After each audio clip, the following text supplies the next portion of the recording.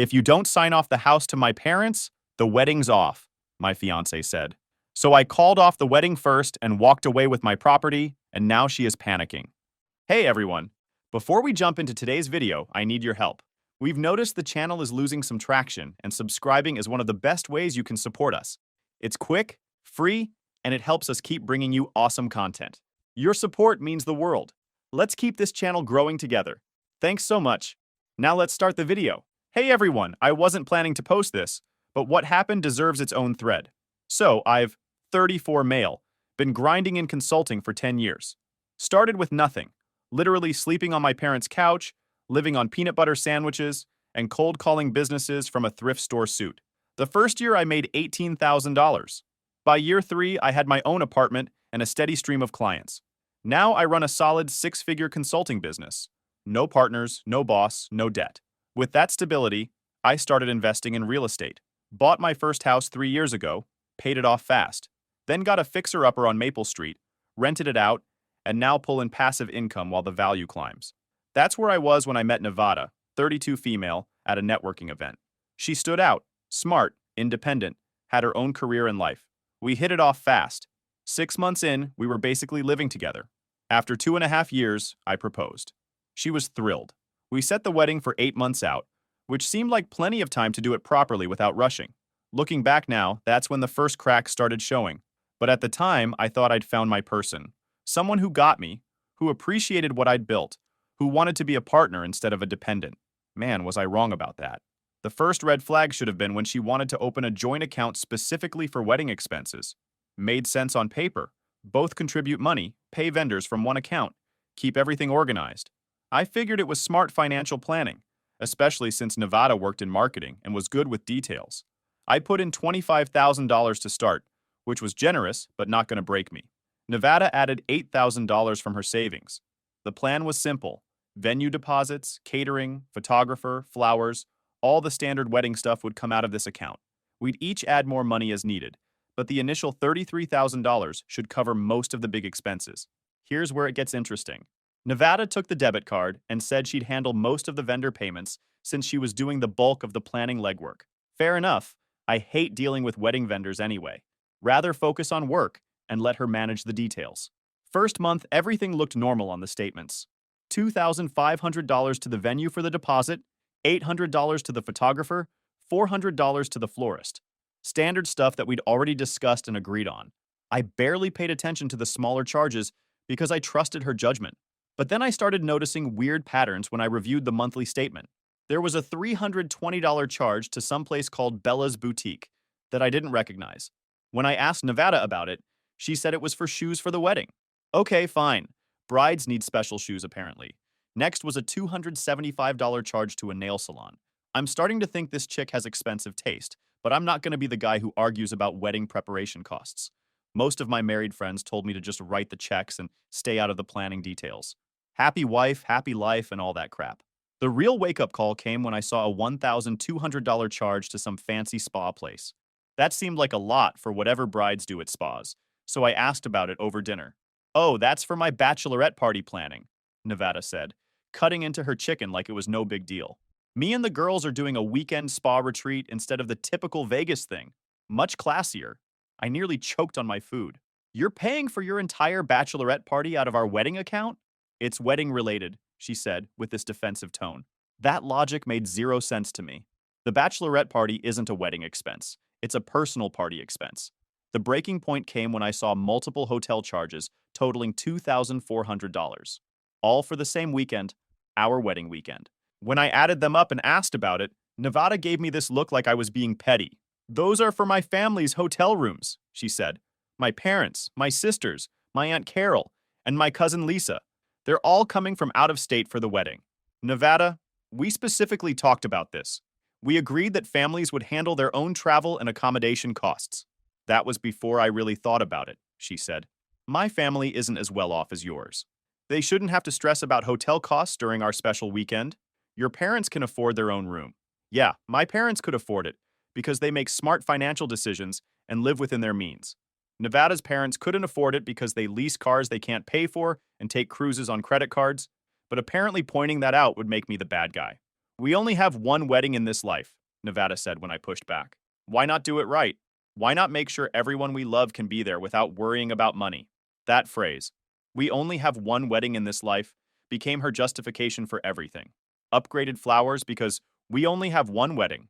Professional hair and makeup for all four bridesmaids because we only have one wedding. Meanwhile, Nevada hadn't added another penny to the joint account since that initial $8,000. She was spending money like we were millionaires while contributing nothing extra to cover the overages. I was basically funding her entire family's wedding vacation while she acted like it was our shared decision. The joint account balance kept dropping. $28,000, $25,000, $22,000. At this rate, we'd blow through everything before we even got to the big vendors like catering and the band. But every time I brought up the spending, Nevada would get emotional and say I was stressing her out during an already overwhelming time. I know I should have shut it down right then. Should have had a serious conversation about budgets and boundaries. But I kept telling myself it was just wedding stress, that things would go back to normal after we were married. I figured I could absorb the extra costs if it meant avoiding conflict during an already tense time. Biggest mistake I could have made, because what I thought was just wedding overspending was actually Nevada showing me exactly who she really was. And the real test was still coming. About 6 weeks before the wedding, Nevada and I are having one of our Sunday morning planning sessions. We developed this routine where we'd sit at my kitchen table with coffee and wedding binders, going through vendor confirmations and guest RSVPs. Pretty normal couple stuff, even if these sessions sometimes turned into arguments about her latest expensive ideas. This particular Sunday, everything seemed chill. We just finished updating the final headcount, 147 people, which was about 20 more than we originally planned because Nevada kept adding distant relatives and work friends. I was internally calculating what that would do to our catering costs when she brought up something completely out of left field. I've been thinking about wedding gifts, she said, not looking up from her phone where she was scrolling through some wedding planning app. Not the registry stuff from guests, but what we give to our families. I'm still focused on the guest list math, trying to figure out if we need to rent additional tables. What do you mean? Like thank you gifts for the parents? Sort of, but bigger than that. She set down her phone and got this look on her face like she was about to say something important. Your parents are pretty comfortable financially. They don't really need anything material from us. True enough, my parents are both retired teachers with decent pensions, own their house outright, take nice vacations every year. They're not wealthy, but they're secure and don't want for much. But my parents are in a different situation, Nevada continued. They've been stuck in that same rental apartment for like 15 years. Never been able to save enough for a down payment because rent keeps going up, and they had some credit issues a few years back. This was true too.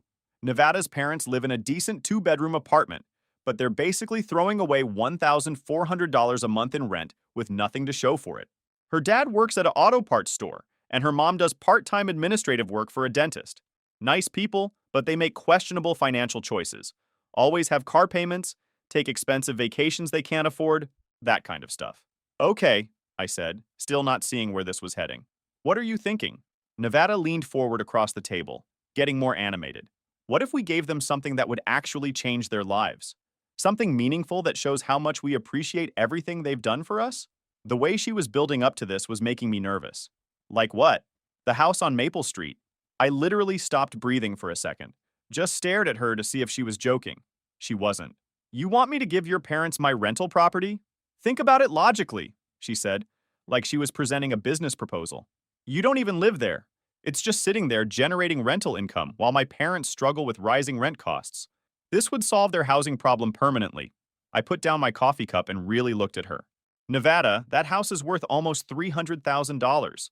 You're asking me to give your parents a $300,000 wedding gift. She waved her hand dismissively.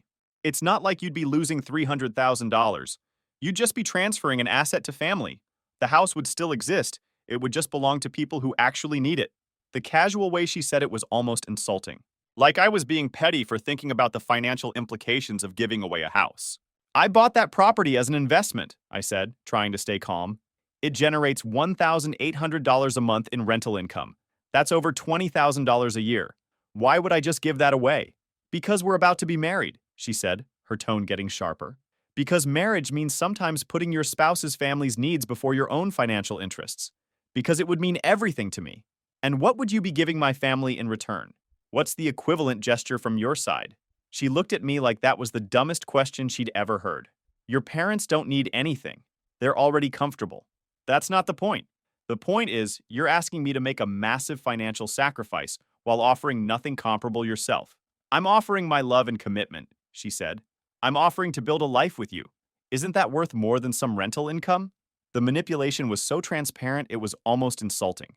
She was trying to make this about our relationship when it was clearly about money and entitlement. Nevada, I'm not giving your parents my house. The shift in her face was immediate, like a switch flipped. The sweet, calm version of Nevada vanished, replaced by someone harder, colder. That entitled edge crept into her voice as she started talking about my second property like it was just sitting there waiting to be gifted.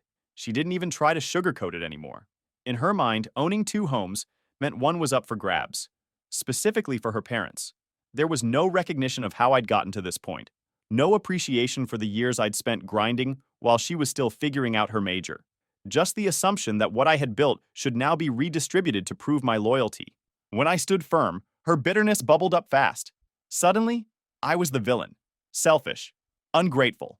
She acted like I was turning my back on the very people who had supposedly supported us, twisting the situation into some warped morality test. To her, declining to hand over a $300,000 property wasn't about boundaries. It was a personal insult. Then came the manipulation. She stopped pacing, fixed me with a look that was part disappointment, part threat, and said something that made my stomach turn. She threw love on the table like a bargaining chip, like if I didn't go along with this plan, it meant I didn't really love her. And in that moment, I realized exactly who I was engaged to. Someone who measured love by how much I was willing to sacrifice, not by mutual respect or trust. To her, giving away something I'd worked years for wasn't unreasonable. It was expected. Anything less meant I was failing her. The silence that followed was heavy. We just looked at each other across my kitchen table, and I could see her processing the fact that I wasn't going to cave to her demands. Fine, she said finally, grabbing her purse and keys. I'm going to stay with my parents until you set your mind straight about what marriage actually means. She headed for the door, then turned back with this dramatic pause. Call me when you're ready to be a real partner instead of a selfish landlord. The front door slammed behind her, and suddenly my house was quiet again. I sat there for a minute, trying to process what had just happened. My fiancée had just demanded I give her parents a $300,000 house as a wedding gift, then stormed out when I refused. The craziest part? She seemed genuinely shocked that I'd said no, like she'd expected me to just hand over my property without question, like it was a reasonable request instead of completely insane. That's when I started wondering what other expectations she had about my assets after we got married. And that's when I decided I needed to do some investigating. Nevada stayed at her parents' place for 2 days without calling or texting. Honestly, it was the most peaceful my house had felt in months. No wedding planning stress, no arguments about vendor costs, no dramatic sighs when I had to take work calls. Just me, my routine, and some actual quiet time to think. Tuesday morning around 9 a.m., my phone finally rings. Nevada's name pops up and I almost let it go to voicemail, but curiosity got the better of me. Have you thought about what we discussed? She asks, like she's calling to confirm dinner plans instead of asking about a $300,000 house. Her tone was different though, less angry than when she'd stormed out, more like she was talking to a client she was trying to close a deal with. Professional, but with this underlying assumption that I'd obviously come around to her way of thinking. Yeah, I've thought about it, I said. The answer's still no. There was this long pause, and I could practically hear the wheels turning in her head. She'd probably spent the last 2 days with her parents, getting them all excited about the possibility of free homeownership, maybe even planning where they'd put their furniture. Look, I said, trying to keep things civil. I understand you want to help your parents. After we're married, we can talk about ways to assist them financially. Maybe help with a down payment on their own place or… No, she cut me off. That's not what I'm asking for. I'm asking for this specific house, for this specific reason, as this specific gesture. Either you understand why this matters to me, or you don't. The way she said it made my stomach drop. This wasn't a negotiation anymore. This was an ultimatum disguised as a conversation. And if I don't? I asked.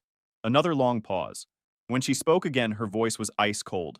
Then maybe we need to postpone the wedding until you're ready to be the partner I need you to be. There it was. The threat I'd been waiting for. Give me your house or lose your fiancé. Pretty clear choice, right? Let me think about it, I told her. This is a big decision. Give me a few days to process everything. Her tone immediately brightened, like a salesperson who just got a customer to agree to think about the extended warranty. Really? Oh, Ryan, I knew you'd understand once you really thought about it. This is going to be so amazing. My parents are going to be so grateful, and I'm going to be so proud to have a husband who cares about family the way you do." The confidence in her voice was telling. She wasn't hoping I'd agree. She was expecting it. Like the outcome was already decided, and I just needed time to accept the inevitable. After hanging up, I sat in my kitchen for a while, trying to wrap my head around what had just happened. My fiancée had just threatened to postpone our wedding unless I gave her parents my house. That's when I decided to make some phone calls of my own. First call was to my buddy Sebastian, who's been practicing law for about 8 years now. We went to college together, and he's always been straight with me about legal stuff. I explained the whole situation. Fiancée demanding I gift her parents my rental property, threatening to postpone the wedding if I refuse. "Dude," he said immediately, "run, like, pack your shit and run right now." "It's that bad?" "Ryan, this isn't normal behavior. This is gold digger level manipulation. She's literally holding your wedding hostage to extort property from you." We talked for about an hour about my options and what I needed to protect myself legally. Sebastian explained how marriage affects property ownership, what community property laws look like in our state, and how Nevada might try to claim rights to my assets after we were married. "Here's what you need to do right now," he said. "Document everything. Every conversation, every text message, every demand she makes. If this goes south, you'll need evidence that she was trying to manipulate you. You think I should start recording our phone calls?" "Absolutely. You're allowed to record conversations you're part of. It's not wiretapping if you're one of the participants." That afternoon, I called my financial advisor and my accountant, explained that I was having second thoughts about getting married, and wanted to make sure all my assets were properly protected. Both of them said the same thing Sebastian had: document everything and don't transfer any property before the wedding. My accountant was especially blunt about it. "Ryan, you've worked too hard building wealth to hand it over to someone who sees you as a bank account. This woman is showing you exactly who she is. Believe her." That evening, I started going through my phone, screenshotting all the text conversations Nevada and I had about wedding expenses and her family's financial situation. I also set up a separate bank account and started moving some of my personal savings there, just in case things got messy. The more I thought about it, the more obvious it became that Nevada had been planning this for a while. The timing wasn't random. She'd waited until we were close enough to the wedding that I'd feel pressure to avoid disrupting everything. She'd probably calculated that I'd rather give up the house than deal with the embarrassment and hassle of canceling a wedding. What she didn't realize was that I'd rather deal with some temporary embarrassment than spend the rest of my life married to someone who saw my assets as her family's retirement plan. Thursday morning, I started making some very quiet phone calls to wedding vendors. Didn't cancel anything yet, just asked about their cancellation policies and what kind of deposits I'd lose if we had to call things off. Wanted to know exactly what this decision was going to cost me financially. Turns out most vendors have pretty standard policies. You lose the deposit, but don't owe the full amount if you cancel more than 30 days out. Some places were more flexible than others, but overall it wouldn't be a financial disaster to pull the plug. That's when I realized I'd already made my decision. I was just waiting for Nevada to call back so I could see if she'd double down on her demands or maybe come to her senses. Friday morning, right on schedule, my phone rang. "Good morning, babe," she says, voice all sweet and optimistic. "How are you feeling about everything?" "Still thinking," I told her. "This is a huge decision, Nevada. I want to make sure I'm considering all the angles." "Of course, I totally understand. Take all the time you need." "Well, I mean, we do need to figure this out soon since the wedding's coming up, but I know you'll make the right choice." The confidence in her voice was unreal. Like she'd already mentally moved her parents into my house and was just waiting for me to catch up to her timeline. "Actually, I was wondering about something," I said. "Have you mentioned this idea to your parents yet?" Slight pause. "We've talked about it, yes. I mean, I wanted to see how they felt about the whole thing before bringing it to you." "What did they say?" "They were incredibly touched, Ryan. My mom actually cried when I told her you were considering it. She said she's never met anyone as generous as you." That right there told me everything I needed to know. Nevada hadn't presented this as a possibility or an idea she was exploring. She'd told her parents it was happening, probably got them all excited and grateful, and now she was using their emotions as additional pressure on me. "That's nice," I said. "I'd hate to disappoint them if this doesn't work out." "It's going to work out," she said quickly. "I know you, Ryan. You're a good man who cares about family." After the call, I decided to do some investigating. Something about Nevada's confidence was bugging me. She seemed way too sure that I'd cave, like she had information I didn't know about. First thing I did was check the security system on the rental property. I've got cameras on the front and back doors, plus one overlooking the driveway. Mainly installed them to keep an eye on the tenants and make sure they're not trashing the place or having unauthorized parties. I pulled up the footage from the past week, just routine checking, and that's when I saw something that made my blood boil. Wednesday afternoon, the day after Nevada stormed out of my house, there's her car pulling into the driveway of my rental property. And she's not alone. Two older people get out with her, and I immediately recognize them as her parents. I watched the footage of the three of them walking around my property for almost an hour. Nevada had keys somehow, probably made copies when we'd done a walkthrough together months ago, so she could see the investment side of my portfolio. Her mom was taking pictures with her phone, while her dad was actually measuring rooms with a tape measure. They weren't just looking at the house, they were planning how to use it. At one point, Nevada's pointing to different rooms, and her parents are nodding along, clearly discussing furniture placement or room assignments. Her dad spent like 10 minutes in the garage, probably figuring out storage for his tools and lawn equipment. The whole thing lasted over an hour, and they were clearly treating it like a house they were about to move into, not a property they were hoping to maybe receive someday. But it gets worse. I called the property management company I use for tenant relations and maintenance issues. Asked Sarah, the office manager, if anyone had been asking questions about the Maple Street property lately. Actually, yes, she said. A young woman called last week, asking about getting an appraisal done. Said she was the owner's fiancée, and you'd asked her to handle it for insurance purposes. My stomach dropped. Did she give you a name? Nevada something. She seemed to know details about the property, so I didn't think anything of it. Was I not supposed to help her?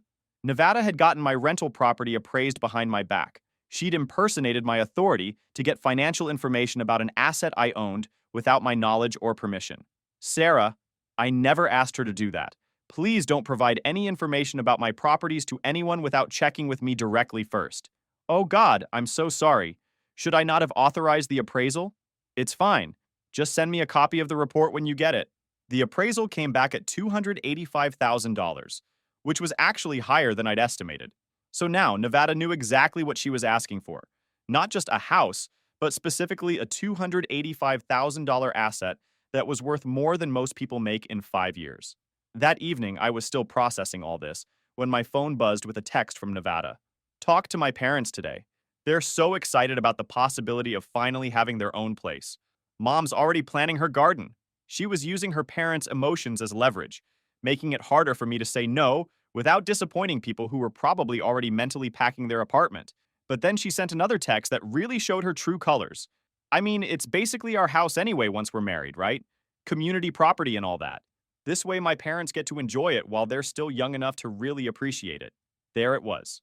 The real plan. Nevada thought that marrying me would give her legal claim to my assets. She was planning to use that house whether I agreed to gift it or not. The wedding gift angle was just her way of getting it transferred, before I realized what community property laws actually meant. Except she was wrong about the law. I'd checked with Sebastien. Property owned before marriage stays separate, unless it gets commingled or jointly titled. My rental house would remain mine even after we got married, as long as I didn't add her name to the deed. But Nevada didn't know that. She thought she was being clever, getting me to voluntarily hand over something she assumed would become hers anyway. That night, I made my decision. I started making calls, and by Sunday night, I'd quietly canceled about 80% of our wedding arrangements. The only people who knew were the vendors, and I'd asked them all to keep it confidential until I could speak with my fiancé directly. Monday morning, Nevada called for her weekly check-in. Her voice came through bright and chipper. So what's your decision? I've made up my mind, I said, cutting straight to it. The wedding's off. The silence on the other end of the line was deafening. I could literally hear Nevada breathing, while her brain tried to process what I'd just said. What do you mean the wedding's off? She finally asked, voice smaller than I'd ever heard it. I'm not marrying you. We're done. I didn't expect silence after that. Nevada always had something to say. But what followed wasn't a real conversation. It was just her trying to reverse engineer a future I no longer wanted. She hit every phase of denial like a checklist. First, she said I was just stressed, that the house situation had gotten in my head. Then she offered to forget all of it. Her parents, the appraisal, the entitlement. Said we could start fresh, just the two of us. She didn't get that the damage wasn't just done. It was revealed. When that didn't work, she snapped. Full meltdown. Screamed about how ungrateful I was.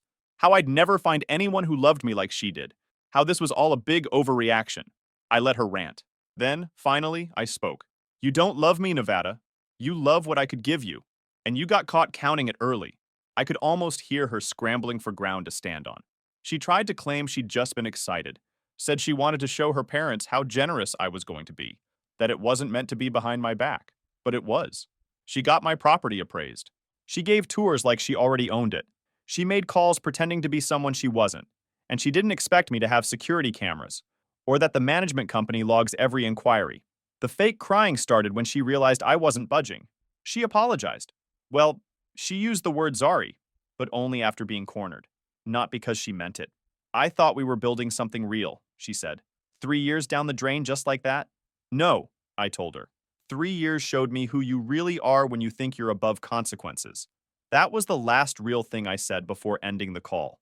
Told her to come pick up whatever she had left at my place before the week was out. And after that, I didn't want to hear from her again. Then I hung up. And just like that, the future she'd designed without me collapsed. Not with a fight, not with a final plea, just with a click. Within an hour, my phone was blowing up with calls and texts from Nevada, her parents, her sister, even some of her friends. I ignored all of them and started phase 2 of my plan. Called my parents first, then my sister and my close friends. Explained exactly what had happened before Nevada could spin her version. Sent them screenshots of her texts about the house being basically ours anyway, and copies of the unauthorized appraisal request. My mom's reaction was perfect. Oh, honey, you dodged a bullet there. That girl was trouble from the start. You could tell? She had that look in her eyes whenever she talked about your business or your properties, like she was already spending money that wasn't hers. My sister was even more blunt. Thank God you figured this out before the wedding. Can you imagine dealing with her in a divorce? Next, I called Sebastian and had him draft a cease and desist letter. If Nevada was going to try to trash my reputation or spread lies about why the wedding got canceled, I wanted legal protection ready to go. The letter was basically a warning that I had documented evidence of her attempts to manipulate me into transferring property, plus recordings of our conversations about the house demands. If she tried to defame me or claim I'd been abusive or controlling, I'd release everything and let people judge for themselves. Sebastian also helped me change the locks on both my properties and update all my financial accounts to remove Nevada's access. She'd never been officially added to anything, but I wanted to make sure there were no loose ends she could exploit. Tuesday evening, I saw them on the security feed before they even rang the bell. Nevada and her sister Michelle, standing outside my front door like a guilt-tripping welcome wagon. Nevada looked wrecked. I let them stand there a minute before opening the door. She wasted no time. Asked for 5 minutes. Said she just wanted to talk. Her voice cracked at the end, like she'd rehearsed it, but couldn't hold the performance. I told her flat out. There wasn't anything left to talk about. Her actions already said everything. She tried to downplay it all, said she got carried away. Blamed wedding stress, said she pushed too hard, that it wasn't worth throwing away everything we'd built. Michelle chimed in, playing the sympathy card. Nevada hadn't stopped crying since the call. She loves you, Ryan. She's sorry. She really is. But remorse after exposure isn't the same as integrity. I reminded them both that being sorry doesn't undo what was done. It doesn't erase who someone shows themselves to be when they think they're untouchable. Nevada's voice cracked again, and this time, I think the tears were real. I was just trying to do something meaningful, she said, voice breaking mid-sentence. For my parents. For us. I thought if we started our marriage with something generous, something amazing, it would bring everyone closer. Right. With my property, my money, my name on the deeds, her parents picking curtains like it was already theirs. She claimed she would have done the same for mine if the roles were reversed. I told her they weren't, and never would be, because she didn't have a 6-figure asset to dangle. That generosity had never been the point. Access was. Then, Michelle's tone shifted, sharp and defensive. Said maybe Nevada was better off, that a man who picks money over love wasn't worth marrying to begin with. I didn't say anything. I just stepped inside for a moment and came back with a cardboard box. Everything Nevada had left at my place over the years, and handed it over without a word. She took the box but didn't leave. Just stared at me like she was waiting for some sign I'd changed my mind. Instead, she dropped the last card in her deck. Bitterness. I hope you're happy, she muttered. Hope your precious houses keep you warm at night. They will, I said. Unlike a wife who treats me like a wallet with a heartbeat. She turned and walked off. Michelle trailed behind, glaring like I'd kicked a puppy. I closed the door, locked it, deleted her access from the smart lock. The next morning, I got a call from her parents. I shouldn't have answered, but part of me wanted to know what kind of spin they'd put on all this. Her dad started in immediately. No hello, just irritation. Said I was being ridiculous. That it was just a house I didn't even live in. Asked if I was really that selfish. I kept it calm. explained again that it was my house, bought with my money, and their daughter tried to hand it over without permission, then lied about it. Her mom piped up in the background, said it was all out of love, said they thought I actually cared about Nevada's happiness. I told them I did. That's why I wasn't marrying her. Because someone like Nevada, who needs to control and claim everything around her, wouldn't be happy with someone she couldn't manipulate. That didn't go over well. Her dad snapped, said I'd regret this, told me I'd never find anyone better. Maybe not, I said, but at least I won't have to worry about someone trying to steal what's mine. They hung up, no follow-up, no apology, just a silent confirmation that walking away was the smartest thing I've done in years. Over the next few weeks, Nevada tried a few more approaches, mutual friends reaching out to mediate, a long email explaining her side of the story, even a LinkedIn message about how we could handle this professionally. I ignored all of it. Sebastian sent the cease and desist letter when she started posting vague stuff on social media about learning who people really are, and gold diggers come in all forms. The letter worked. She went quiet after that. 6 months later, I heard through a mutual friend that Nevada had moved back in with her parents, still living in that same rental apartment, still complaining about not being able to afford to buy a house. Meanwhile, my rental property is still generating $1,800 a month. My business is doing better than ever, and I don't have to worry about someone trying to manipulate me into giving away my life's work.